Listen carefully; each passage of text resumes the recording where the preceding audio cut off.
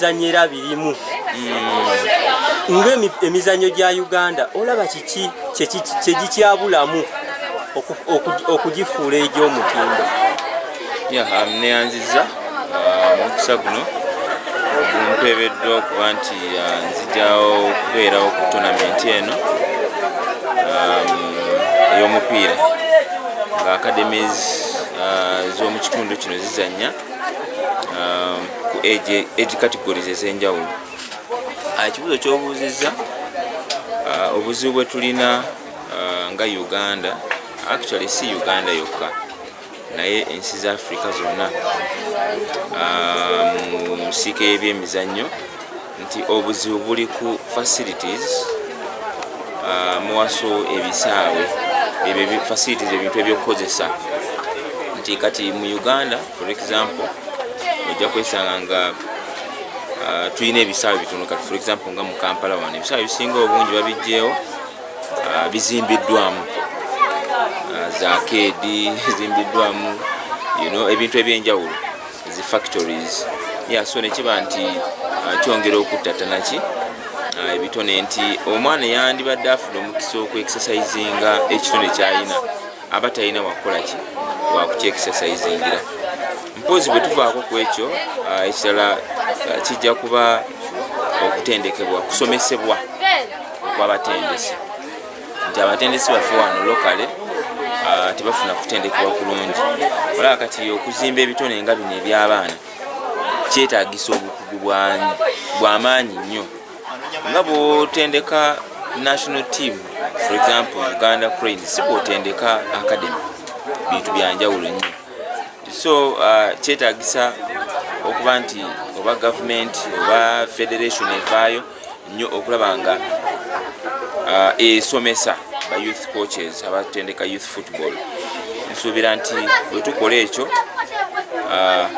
level y'omupiira oba ebyemizannyo ejja kukulaakulana. If it is netball, ba coaches ba netball bafune okusoma okutuufu. If it is football, bafune okusoma okutuufu. If it is volleyball or any other sport, ba youth coaches bafune okutendekebwa okutuufu okuba nti basobola okuba nga babituusa ku baana abato olwo nno omutindo gulyoke gweyongereko. So basically byebyo ebizibu ebibiri I think ng'ensi byeteekeddwa ne continent awamu Africa byeteekeddwa okuba nga tukolako okulaba nga ebyemizannyo byaffe byongera okutambula obulungi nga bikulaakulana. Nga gwe munnabyamizannyo omukenku birungi ki byolabye mu bitone era na bubaka ki bw'oyinza okuwa abaana naddala abato ababeegomba era alina kweyisa atya okutuukako nga mmwe wemutuuse? Ebirungi everybody knows ebirungi ebiri mu bitone nti ekitone kiyinza okufuula omuntu ow'enjawulo newankubadde nga ina osobola okufuuka omuntu era mu ngeri endala. Nja kyogera nti nja kuleeta example nze Andy Mwesigwa ndi musajja muyivu kati ate ndya ku kitone kyange. Kitone kyasobola okuntwala mu nsi zonna, kyasobola okunfunyisa ssente nensobola okukola investments ez'enjawulo era kati investments ezo zenkola ki zezimbeezaawo. So ebirungi ebiri mu bitone talents is nti it may become a way of earning a living in future however much oyina ebintu byabyo nsobola okukola ki okwekwasirizaako. So nkubiriza abazadde bencouraging abaana baabwe baba supporting. Bw'ozuula omwana ng'alina ekitone mu supporting, tomukuba miggo. Lwaki omala obudde ng'oli mu kisaawe ozannya omupiira tokola mirimu? No, omwana muwabule mugayidinge akole emirimu egy'awaka ate nga n'ekitone kye bw'akifisizaawo akadde okukipracticinga n'akidevelopinga kisobole okuba nga kivaamu omulamwa.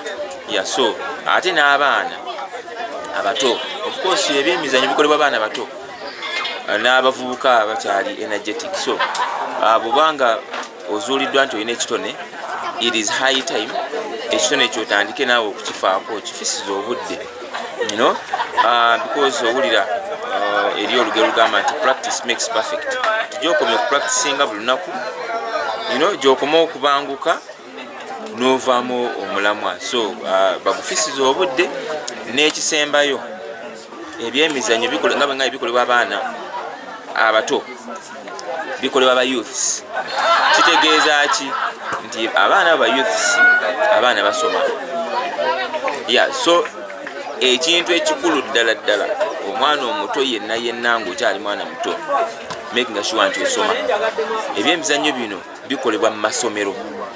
Nja kuwa example nti olaba kati right now Uganda Cranes sawa za kakati oba youth teams zonna eza Uganda under 17, under 15, under 20, 21 balonda abaana mu masomero, tebajja bantu ku ma street, babajja mu masomero. So abaana abato bonna benyigire mu masomero ate babeera mu masomero bakole ebyemizannyo. Era tu encouraging abaana nti ofune essomero nga likola ebyemizannyo. So si kugenda mu ssomero nga they only concentrate on what? On academics yokka. No, si kirungi obanga olina talent. Naye bw'oba tolina talent, it is okay okubeera mu masomero aga concentrating ku only academics. But with the talent, please go to schools ezikola ebyemizannyo because tomanya oba ekitone kyekiyinza okukufuula omuntu ow'omugaso oba kyoyinza okufunamu mu maaso awo mu bukulu ng'okuza. Obubaka ki bw'olina eri gavumenti mu kutumbula ebitone? Obubaka eri gavumenti tuze tubyogera generations nyingi. Okutumbula ebitone is all about okuteekawo atmosphere ennungi, platform, teekawo facilities, tuzimbe ebisaawe, tutraininge ba coaches, tusobole actually tusindikeko ne ba government yenyigiremu ne mu kutendeka ba coaches. Ndaba ensi ez'enjawulo zisindika ba coaches mugende eza Africa ezimu, mugende Bulaaya, mwongere okubanguka. One in Uganda, a few coaches bakola refreshment courses actually n'okugukanga abatendesi batono nnyo.